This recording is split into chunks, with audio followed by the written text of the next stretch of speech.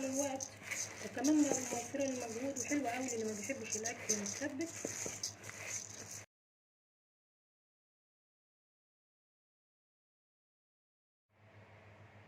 اهلا بكم في قناة بنت شيف. النهارده هنعمل مع بعض خلطة المحشي بطريقة سهلة وسريعة وكمان خفيفة على المعدة ومفيش اسهل من كده. يلا بينا نشوف هنعمله ازاي. بسم الله.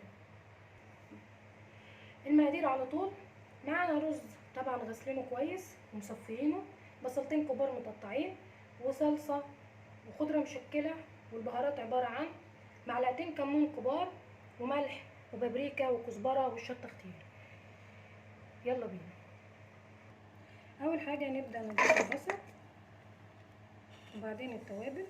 طبعا اهم حاجة في التوابل ان انت هتضيفي الكمون، لان ده طعم الكمون بيديله تيست حلو قوي وبيبقى الطف من ان انت تقللي الكمون بتاعك. بعد ما ضفنا التوابل هنبدا نقلبه كويس قوي مع بعض، بعدين هنضيف الرز وبعدين نبدا نقلبهم.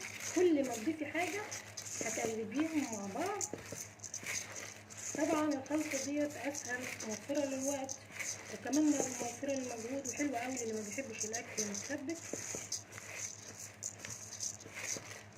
كده بعد ما ضفنا الرز هنضيف الخضرة ونقلب. كل ما نضيف حاجة نقلب.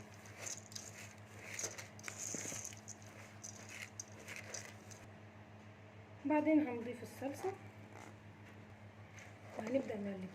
هنا يا حبايبي انا عايزة اضيف صلصة، ما اضيفش طماطم مضروبة في الخلاط وبعدين اصفيها واضيفها، لسبب بسيط. لان انت لو عملتي كده، لو ضفتي عصير طماطم صفطيها هيصفي معاكي ميه في الخلطه. بعد شويه لما تسيبيها كده هتلاقي فيه ميه، فده ما بيبقاش حلو خالص. الافضل ان انت تضيفي صلصه تكون عندك. وبكده نكون خلصنا الخلطه بتاعتنا.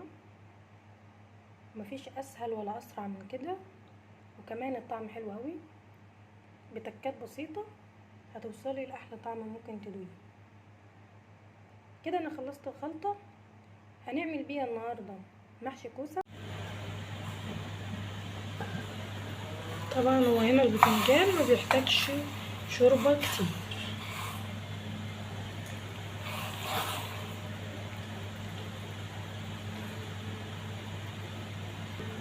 يا دوب كده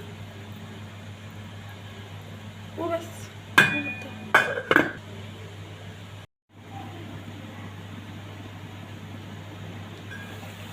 كده اول ما يبدأ معانا يغلي بالطريقة دي وريحته تطلع هنبدأ نهدي النار عليه. بعد ما نهدي عليه كده 10 دقايق وتشيليه. وبالهنا والشفا.